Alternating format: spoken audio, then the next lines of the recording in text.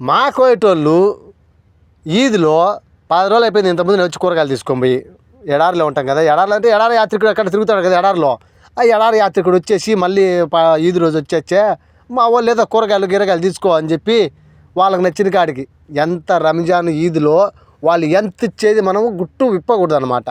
వాళ్ళ దేవుడు ఏమంటాడంటే ఎంత నీకైతే ఉంటుందో అంత స్తోమత తగ్గట్టు ఇవ్వు నీకు కాంగా అని చెప్తారనమాట. అది వాళ్ళకి ఆచారం అనమాట. పండగ రోజు ఎవరికైనా కానీ, పేదోడికి కానీ ధనికుడు కానీ ఎవరికైనా కానీ ఇచ్చేస్తారనమాట.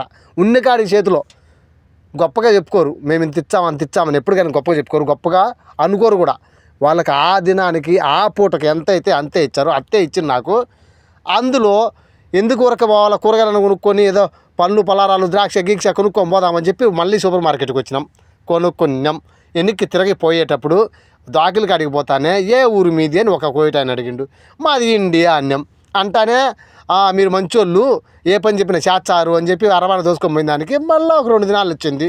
ఆ 2 దినాలకు మళ్ళీ పోయి టెంకాయ ఉంటుంది చూసినా, టెంకాయ వచ్చేసి 980 పిలుసులు అబ్బా.